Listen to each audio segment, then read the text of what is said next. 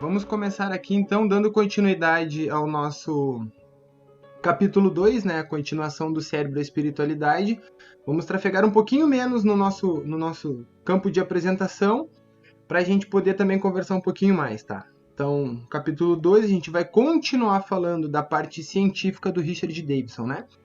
Para quem não pôde pegar ali bem o contexto, ele é um neurocientista, é um geneticista, ele é acadêmico, né? O seu estudo é puramente acadêmico e ele é considerado uma das 100 pessoas mais influentes do nosso século passado, né? Então ele está aí modificando está trazendo luz à nossa realidade, né? Então um dos conceitos que ele está trazendo hoje eu vou continuar abordando, né? A gente não conseguiu abordar tudo no primeiro capítulo, né? Porque a gente tem um tempo limite, então a gente vai dar uma continuidade. Então, relembrando, tá?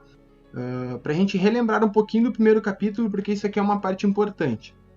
A gente tinha apresentado o cérebro, né, numa imagenzinha, mostrando aqui à frente, onde eu estou circulando com o mouse, o córtex pré-frontal.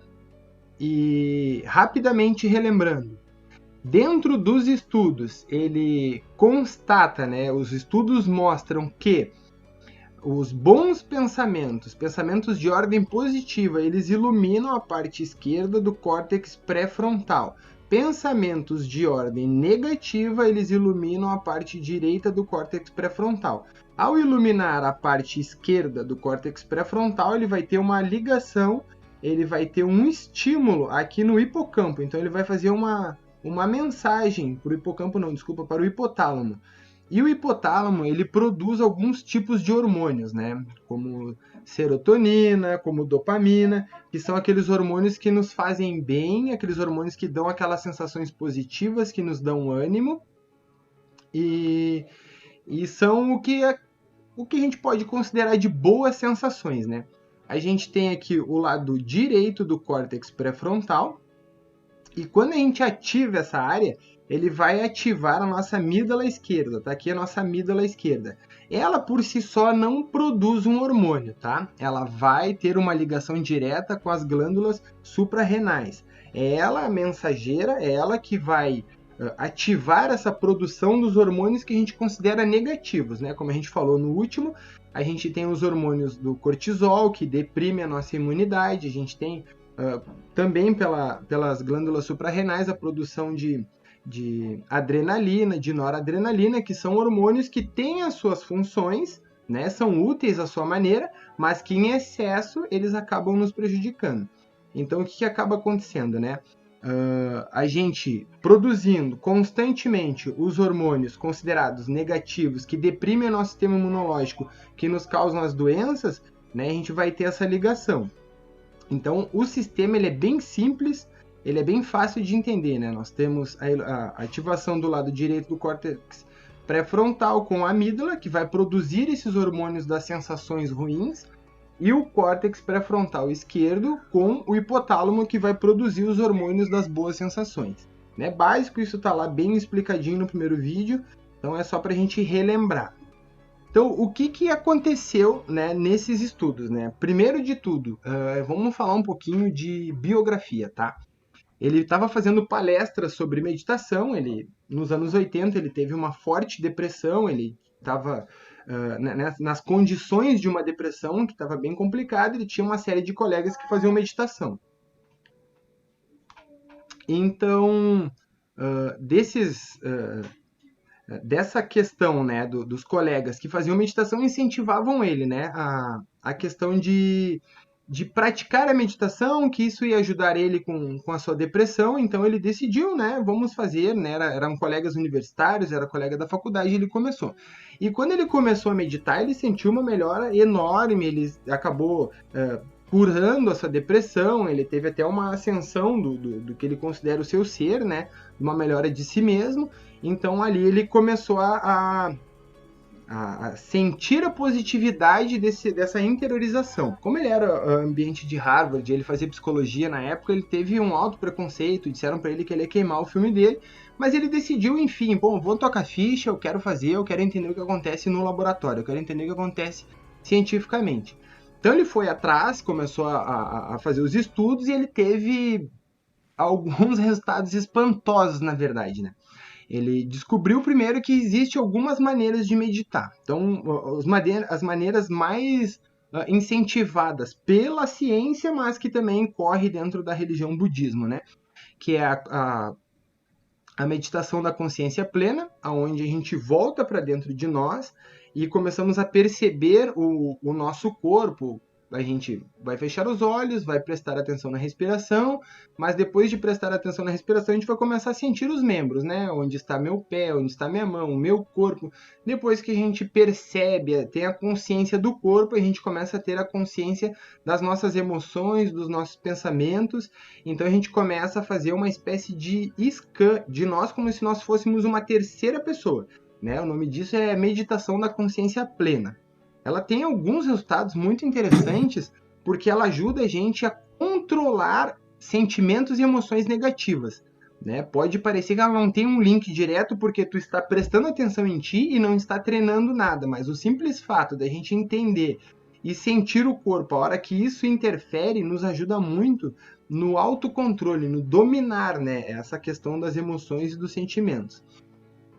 A outra que a ciência também instiga bastante é a meditação da compaixão ou da bondade, né? Quando a gente vai falar de estudos, ainda mais vindo dos Estados Unidos, né? Eles têm a mesma tradução para compaixão e bondade. Então, algumas traduções a gente vai ver bondade, outras compaixão, mas ele está falando da mesma coisa, né?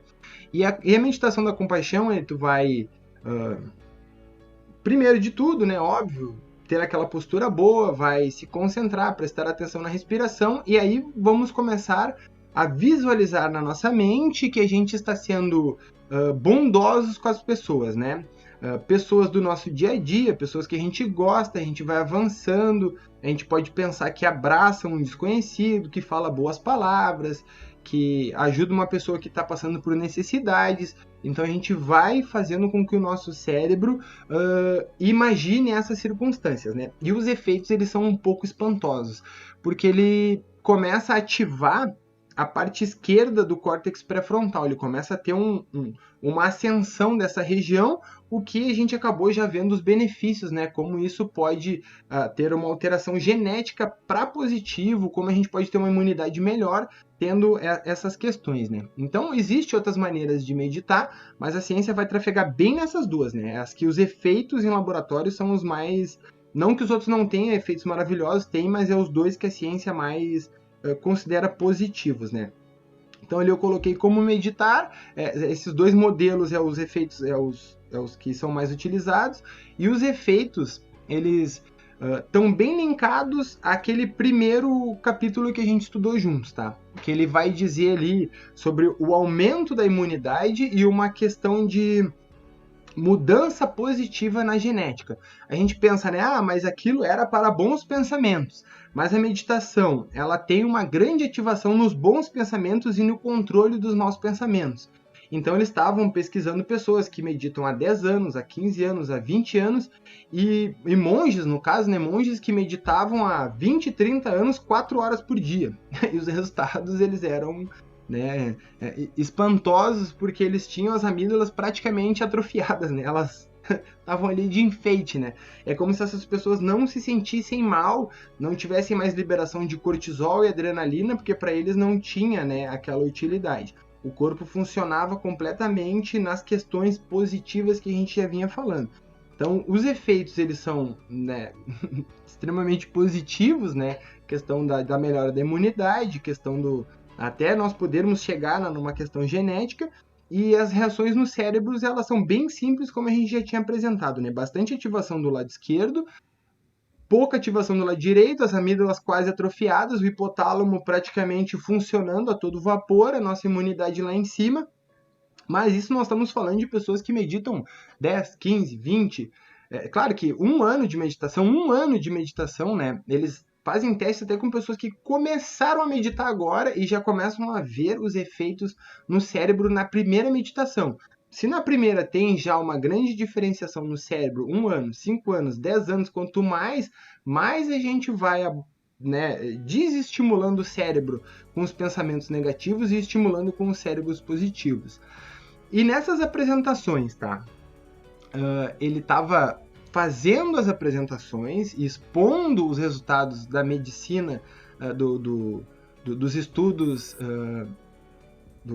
de laboratório, e um dia, numa palestra, ele já estava até consideravelmente conhecido, mas ele ainda estava galgando o seu terreno, interessado nas palestras com meditação. Ele não tinha acesso ainda aos grandes monges, né, que depois ele veio estudar, como esse, que está na foto junto com ele. Grandes monges que a gente diz monges antigos, né, que meditam há muitos anos. E numa das palestras o Dalai Lama foi, e super se interessou, e chegou para ele no final da palestra e conversou com ele. Aí os dois acabaram se tornando muito amigos e são próximos até hoje, mas o que o Dalai Lama falou para ele? Que ele tinha interesse em ajudar a ciência na questão de pesquisar com a meditação, mas que ele, Dalai Lama, gosta muito das questões científicas, dos estudos científicos, e que tinha andado procurando estudos científicos sobre bondade, sobre ser gentil, sobre as funções do corpo e cérebro funcionando em relação a tu amar o próximo, né? E ele disse pro Richard Davidson que ele não tinha achado nada a respeito. E o Richard Davidson disse, não é possível, alguma coisa deve ter, vou procurar para ti. E ele foi à universidade, procurou, não achou nada, perguntou para professores, pessoas do meio, e não conseguia achar estudos que tinham pesquisas científicas em relação à bondade. Então ele deu uma última cartada, né, que existe um bunker nos Estados Unidos, onde eles reúnem todo o conhecimento do mundo, né, uma coisa meio biblioteca de Alexandria 2020, claro que isso faz desde o começo do milênio, dos anos 2000, que é onde eles vão guardando tudo em formas de HD, de cartão de memória, todos os conhecimentos que nós temos diversos mundo afora.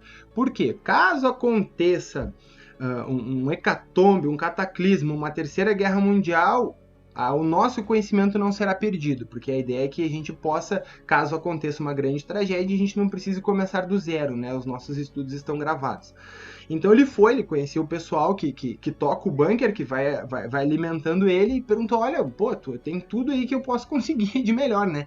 Me consegue aí um estudo sobre bondade, né? Que o meu amigo lá tá pedindo e eu não tô conseguindo dar esse retorno.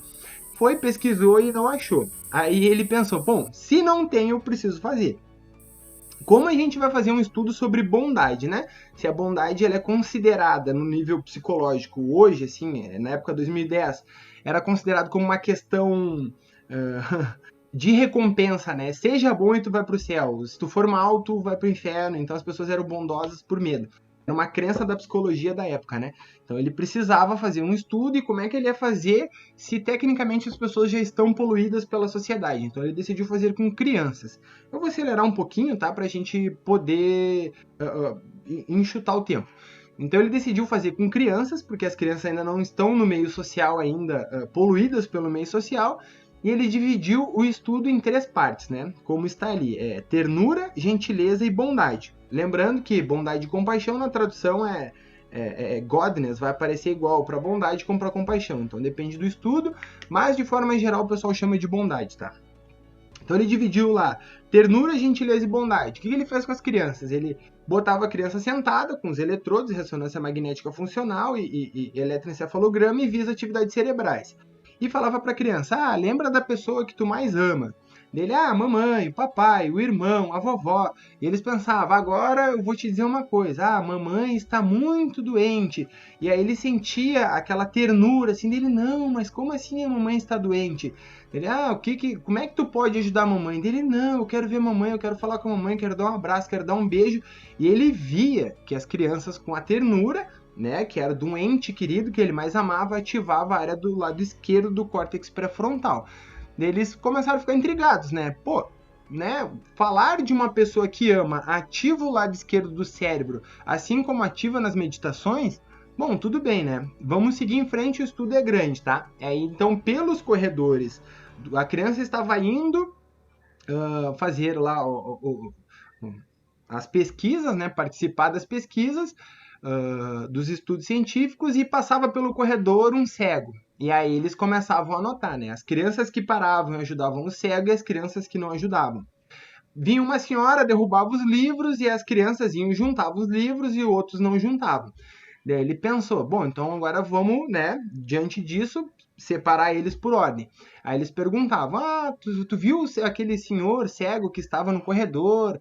E aí ele perguntava, você ajudou? Daí ele dizia, não, eu ajudei ele, levei até tal lugar. Pois é, aquele titio, ele está muito doente, ele está morrendo. Aí a criança, não acredito, coitadinho, eu queria ver ele de novo. E aí os que não ajudavam, ele também perguntava, você viu aquele senhor cego, aquela senhora que deixou os livros cair? Você ajudou? Não ajudei, vi ali, mas tava vindo pra cá, pra mim tranquilo. Então ele tava lá e perguntava pras crianças, né, as que ajudaram e as que não ajudaram. E aquele titio está doente, aquela senhora está muito doente, está pra morrer. E aí os que ajudaram, os que eram gentis, ele denominou isso, né, os que ajudavam os estranhos, eram os gentis. Eles ativavam, quando falavam da doença daquele senhor, uma parte maior do cérebro na parte esquerda. E os que não ajudavam, não ativavam muito a parte quando sabiam que ele estava doente, como eles tinham uma ativação um pouco maior do lado direito do cérebro, do córtex pré-frontal. E aí isso intrigou ao máximo, né? Bom, por que uma criança que tem a gentileza, que ele denominou, ternura é a bondade com os entes queridos, gentileza é a bondade com os estranhos. Então ele pensou, né, por que o gentil teria mais ativação do lado esquerdo do que o terno, né? Mas ok, aí eles, durante toda a pesquisa, eles colocaram um senhor, né, um tio, que eles chamavam de tio, e o tio prendia as crianças, ele era o tio chato aquele, né? Ele incomodava, criticava as crianças, ele não permitia as crianças fazer as coisas, e foi unânime, todas as crianças não gostavam dele, no sentido, chamavam ele até de tio chato, né? O tio chato. E no final da pesquisa, lá, se encaminhando para o final, fazendo os exames, eletroencefalograma, ressonância magnética funcional, perguntavam para as crianças, olha, e o titio na sala, né?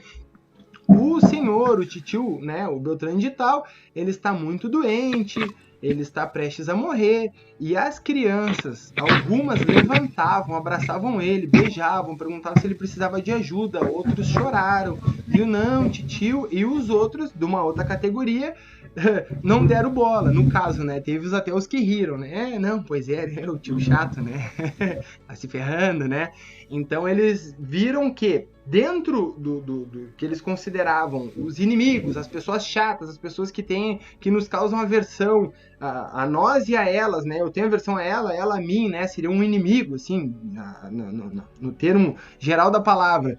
Tem os que têm bondade. Os que têm bondade não se importam na relação difícil com a pessoa, mas amam ela da mesma maneira. Vão lá, abraçam e perguntam se precisa de ajuda, independente da circunstância. E os que não têm a bondade, que todos que não tinham a gentileza também não tinham bondade, né? Então era meio que um padrão evolutivo do sentimento de amor pelas pessoas. Então, quando eles foram medir as crianças que tinham bondade, eles viram que a ativação do córtex pré-frontal esquerdo, ela não se apagava. Ela se mantinha constante, parecido com os monges que meditavam entre 20 e 30 anos, 4 horas por dia. Então eles pensavam, como uma criança de 3, 4, 5 anos de idade pode ter uma ativação no cérebro parecido com um monge que medita 20, 30 anos, 4 horas por dia.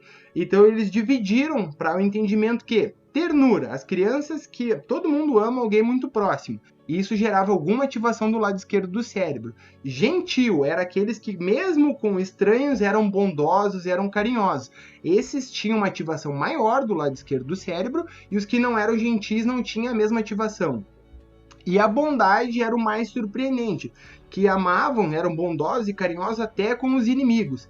Né? Então, essa ativação ela era mais constante, ela não se apagava, além de quando tinha uma atividade exponencial, ela era maior, e eles tinham o que eles chamavam de as amígdalas atrofiadas, né? Eles não tinham os sentimentos negativos, eles eram crianças mais confiantes, elas eram melhores na escola, elas eram mais educadas, mais disciplinadas, então começaram a trazer o ambiente social para dentro desse estudo, né? Para ver como eles eram fora. Né? E aí depois foram para os exames clínicos médicos, né? E viram que as crianças adoeciam menos, elas eram geralmente as mais inteligentes da turma, as mais dispostas, elas eram, de certa forma, mais ativas, né? Então eles acabaram vendo que as pessoas que crianças, né? Que é o mais puro, mas que né, pessoas em geral, né, que ativam a bondade, elas têm o nível de ativação do córtex pré-frontal esquerdo extremamente maior. Então, o que ficou do estudo para nós, tá? De forma bem básica e bem sintetizada, tá? E vai, enfim, né, vai bastante. E eu quero também trazer um ponto bem interessante, assim, que dentro dos artigos, que eu vou colocar no link ali também para quem quiser baixar, só que eles são em inglês, mas caso queira eu tenho ele em arquivo mesmo, traduzido. Nos estudos sobre meditação, existia um estudo também que era sobre recompensas. Isso eu achei muito interessante. Eles faziam um sistema de recompensas com as pessoas pesquisadas, né? Então a pessoa fazia uma atividade e recebia uma recompensa, bem parecido com o animal, assim, para ver o que o cérebro faria naquelas circunstâncias. E aí eles estavam já pesquisando pessoas felizes, consideradas felizes, córtex pré-frontal esquerdo bem ativo, e pessoas tristes, córtex pré-frontal esquerdo bem ativo, direito bem ativo, desculpa. Então ele estava já seguindo esse campo, analisando e tentando ver o que a recompensa teria a ver com pessoas felizes e pessoas tristes.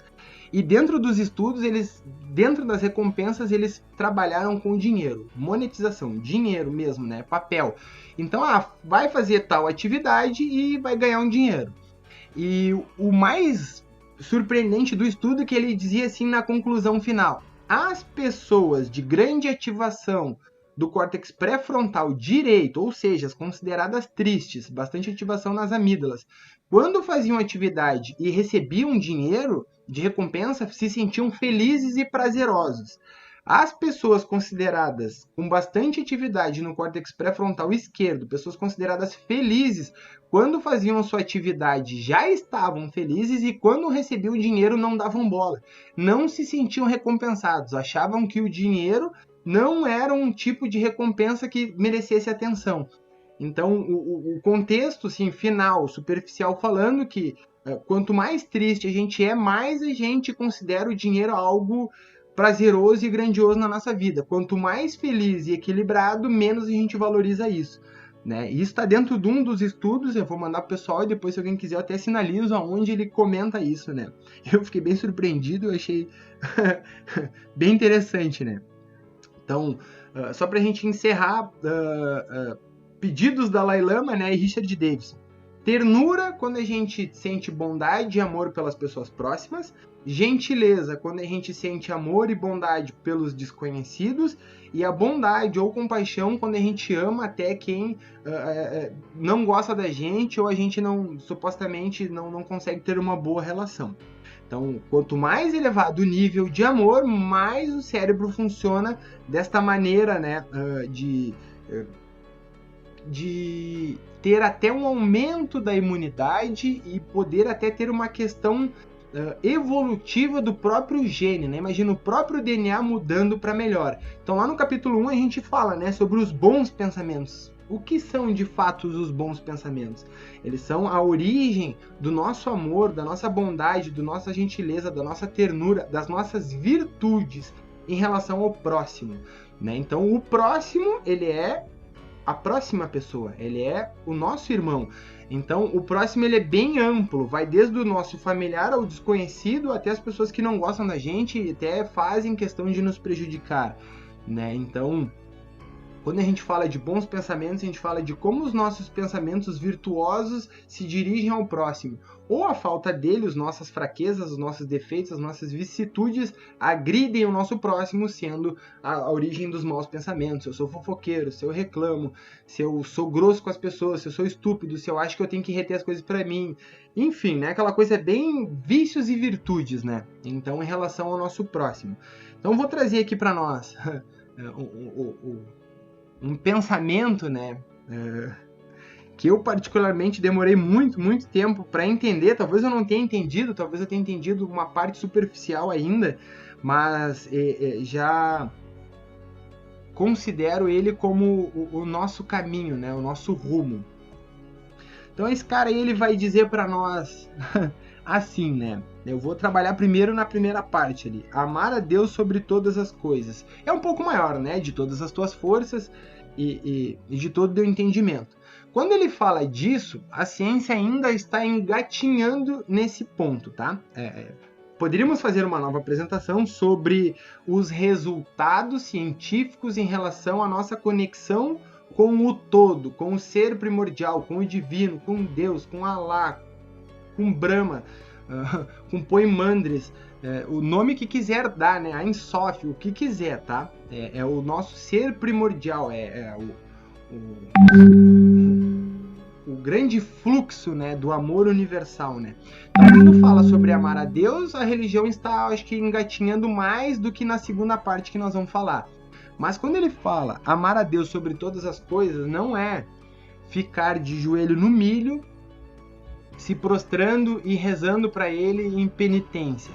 Quando ele fala amar a Deus sobre todas as coisas e de todo o teu entendimento, isso tá bem claro, tá? Que quando tu te volta à senda, o que é a senda? A senda significa caminho. Quando tu te volta ao caminho que vai te conectar com o ser primordial, com o todo, esse é o ato de amar a Deus sobre todas as coisas. Quando tua vida inteira se vira ao teu própria interiorização, onde tu vai buscar a tua semente divina, o teu Deus interior, o ato de tu te elevar a Deus sobre todas as coisas é amar a Deus sobre todas as coisas. A oração é um ponto, né? A humildade, tudo bem, buscar a obediência, a prostração e a resignação, mas vai muito além disso. Vai no desenvolvimento das tuas virtudes, viver na evolução do teu eu divino, do teu grande mestre, né? Que habita dentro de nós.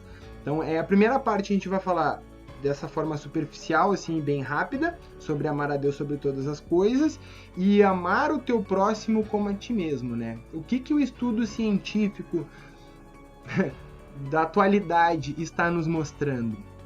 Que amar o teu próximo, seja o próximo familiar, o próximo estranho, o próximo que tem aversão a nós, faz o que com a gente?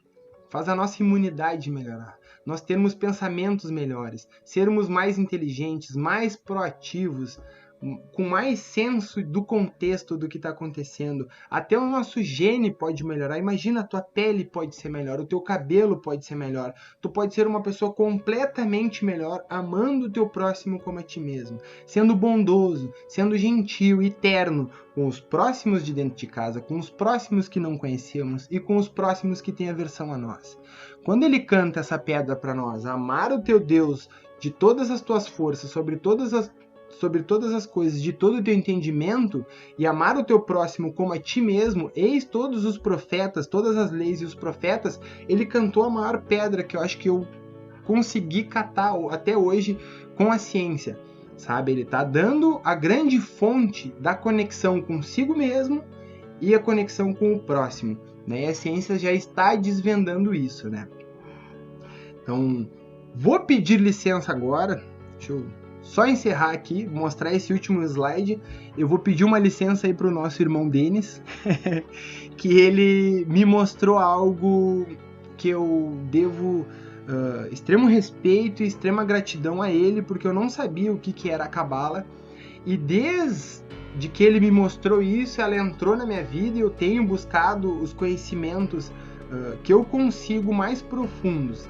E ela me mostrou uma explicação muito lógica, muito boa do porquê a gente não consegue ainda amar o próximo de uma maneira como, né, a gente vai conseguir ainda. Então eu vou parar aqui. Então fica os meus agradecimentos aí ao meu irmão, né, que o nosso sensei, né, ele trouxe muitas coisas boas na minha vida, né, um cara que eu tenho extrema gratidão. E dentro disso, né, o nosso irmão Denis aí que me apresentou algo bem importante para minha vida. Por quê? Porque ficava uma lacuna do vamos só lutar pelas virtudes e nós vamos acabar amando o próximo a tal ponto de chegar nos grandes sábios e nos grandes mestres. Eu preciso dar um passo mais humano, mais do meu nível, né? Como é que eu faço para entender isso, né? E pesquisando na Cabala, ela me trouxe esse conhecimento muito interessante que eu vou ter que apresentar agora num quadrinho, tá? Que eu preciso rabiscar ele um pouquinho para que a gente possa entender, tá? Quadrinho branco, uma coisa simples, e ele vai explicar o andamento dos nossos desejos, tá? todos nós aqui, pelo menos do grupo, a gente tem o hábito de estudar a filosofia, tanto espiritual quanto material, das civilizações e do nosso contexto histórico. Então a gente acaba vendo que dentro de muitas culturas elevadas, né, a elevação de algumas culturas, a gente sabe que o desejo é algo que nos tranca muito na nossa evolução. É o desejo que vai nos prender à matéria, é o desejo que impede da gente amar o próximo, porque eu desejo para quem? Para mim. Né? Eu quero as coisas para mim. O egoísmo é o grande mal da sociedade. Todas as vezes que guerreamos, seja como país, seja como pessoa, seja como família, foi pelo nosso egoísmo. Toda vez que nós desejamos as coisas em primeiro lugar para nós é porque nós somos egoístas. Né? Então o egoísmo é o grande mestre do desejo. Né? Então se alguma coisa nos retém para trás, ainda nos segurando, fazer o carro andar com o freio de mão puxado, é o desejo, né? Isso nós vamos ver aí o budismo trabalhando muito em cima disso, nós vamos ver o hinduísmo, nós vamos ver o hermetismo, muitas partes da alquimia, a cabala também me apresentou isso, mas sempre de maneira profunda, né? A gente tem que ir buscar o além do início, né? Então o que ela se apresentou na questão, tá? Deus ser primordial, tá? Eles chamam de Ein Sof na cabala, pelo menos até onde eu pesquisei é o que eu entendo. Não sou leigo na cabala, mas eu vou usar um exemplo, uma didática que eu gosto muito para a gente poder entender. Deus, o ser primordial, o criador, né? Ele é, supondo esse ser, tá? Isso aqui seria o nosso ser. Quando ele nos cria, ele se cria, né? É uma espécie de uma manifestação de si mesmo. Só que ele nos cria em polo contrário, certo? A gente é um polo contrário para iniciar. Não dá para iniciar do topo, né? A gente já viu que a obra de Deus a gente tem que iniciar de baixo e ir subindo. O que ele é? A plena vontade de servir. No polo contrário, nós vamos ter a plena vontade de ser servido. Então, quando esse ser que nos serve em plenitude nos completa. Então, lá no ser primordial, no Atman do hinduísmo, do Adam, da cabala, dos seres primordiais do hermetismo, a gente sempre tem o princípio da criação, o primeiro ser, o Adam, e depois dele uma quebra, um estilhaçamento, né, para que a gente possa se manifestar do zero. Só que quando a gente está aqui em cima, é um Éden para nós. Nós temos a conexão direta com Deus. Só que a partir do momento que isso se quebra, que nós precisamos começar a nossa própria caminhada, porque aqui nós estamos sendo alimentados pelo Ser Supremo, mas nós precisamos aprender a nos autoalimentar, como ele faz com ele. Então o que ele faz? Estilhaça em vários pedacinhos e nós vamos começar a nossa própria caminhada. Então o que acontece? Eu sou só a plena vontade de receber. Eu sou o puro desejo, a ignorância máxima dos meus desejos. Eles vão dizer, de forma simbólica, acredito eu, que exista 613 desejos, tá? Que é puro egoísmo, é a medonha, né? O ser medonho, assim, vamos pensar assim, né? Só quer tudo para si, não consegue dar nada porque não tem esse desejo, né? Ele só tem os desejos de reter. Quando a gente começa a nossa caminhada lá no princípio, na ignorância, nós vamos buscar um primeiro nível de desejo. Esse nível 1, eles são os desejos do corpo. Comida em esbanjamento, o sexo em si, as drogas, todas as questões materiais a gente busca ansiosamente. Então ele vai dizer que todos os seres que ainda estão buscando completar o seu ser, buscando prazeres terrenos, estão em fase de aprendizado. Só que a partir desse momento, quando tu usa os prazeres terrenos e prazeres terrenos, tu descobre que eles não te preenchem como te preencheu no Éden. Tu te sente vazio, tá te faltando algo. Então tu parte para uma nova busca. O que seria essa nova busca? Aí o ser humano começa a ter desejos de prosperidade, de autorrealização. Eu preciso reter, eu quero ter um dinheiro, eu quero ter uma família bem estruturada, eu quero ter bens materiais, eu quero ser reconhecido, eu quero ter uma boa profissão. Eu começo a buscar o meu ser, a minha imagem, mas algo substancial para dentro de mim. Porque eu sei que só sentir prazer, além de não me preencher, me prende. Então eu estou buscando algo maior. Mas quando eu entendi que os prazeres mundanos estão, pelo contrário, não estão me preenchendo, mas estão me prendendo, eu vou buscar algo maior, a prosperidade. Mas não quer dizer que eu me livrei do porque às vezes a gente fica acorrentado aqui, porque os vícios, eles nos prendem. Às vezes a gente já está buscando o 2 como uma forma de desespero, mas ainda não conseguimos vencer o 1. Então eu tô lá cheio de vícios mundanos, né, enfraquecido pelos meus vícios, mas eu já tenho algo que eu sei que isso não me preenche, eu quero algo maior, a prosperidade. Quando a gente consegue atingir a prosperidade, o dinheiro que a gente almeja, a casa que a gente quer, os bens materiais, o louvor das pessoas, a gente vai descobrir que a gente não está preenchido. Porque isso, a prosperidade, os bens materiais, não nem de perto vão conseguir preencher o que nós tínhamos no Éden. O nosso ser interior preenchido pelo Ser Supremo. Então, quando a gente percebe que os bens materiais, que a elevação, o reconhecimento, né, não vão nos preencher, a gente vai buscar o terceiro estágio e considerado o último mundano. O que seria esse terceiro estágio? O conhecimento. Agora eu vou falar uma opinião, uma ideia pessoal minha, tá? O conhecimento, ele é bem valorizado. Por que eu digo pessoal minha? Porque a Cabala não diz isso, tá? Isso é uma concatenação de ideias que eu fiz e acabei prestando atenção.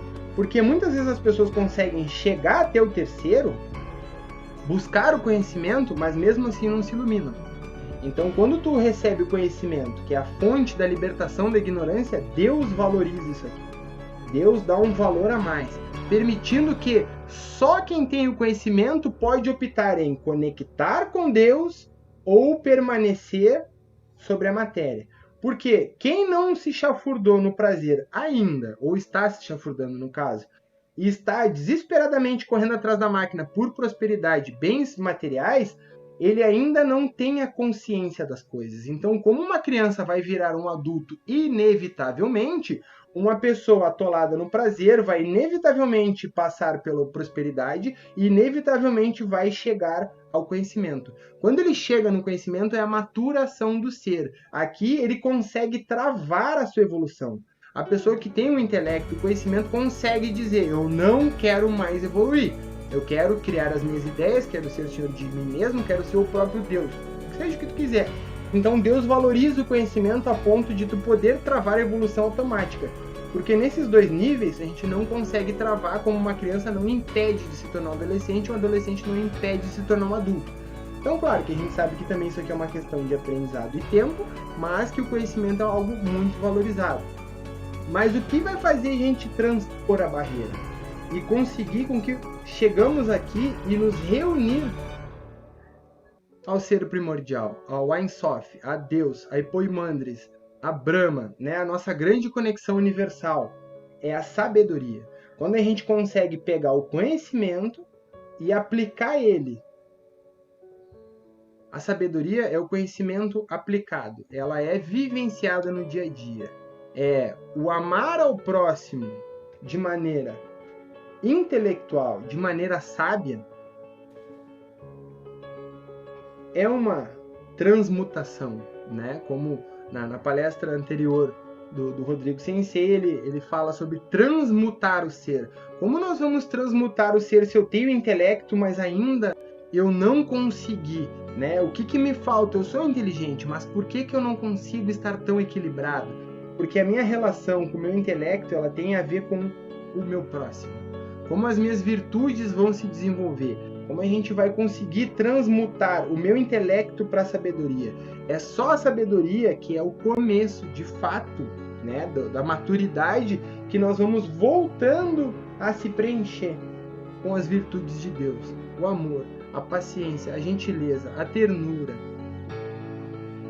a verdade, a honestidade, a hombridade, a amizade. Então, todas as virtudes que a gente desenvolve de maneira positiva, intelectualmente trabalhada, se transformam em sabedoria.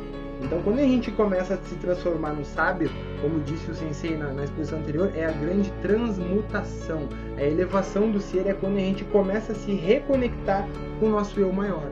Então, quando a gente chega, a gente só pode amar a Deus sobre todas as coisas quando temos o conhecimento e decidimos aplicar em nome das virtudes, em nome da transmutação do meu ser, em nome da minha elevação. Vai ter total ligação com o meu próximo. Não há como amar a Deus sem amar o próximo. E se tu ama o próximo de maneira intelectual, se tu pensa a respeito, se tu está te desenvolvendo nas tuas relações, o teu próximo, automaticamente tu já está se conectando com ele, o que vai nos preencher. Quando formos completamente puros em nossas atividades, completamente intelectuais e completamente virtuosos, nós teremos a nossa própria reconexão, nós teremos o vencimento dos 613 desejos, nós vamos abater 612 desses desejos e vamos ficar com um único desejo, que é de servir o próximo, de amar o próximo. Eu tenho um único desejo de me conectar com a força criadora primordial e ela se expressa na minha relação com o meu próximo. Então, pessoal, eu agradeço o tempo de vocês, a paciência que vocês têm de ouvir a gente aí por esses minutos. Espero que de alguma forma a gente tenha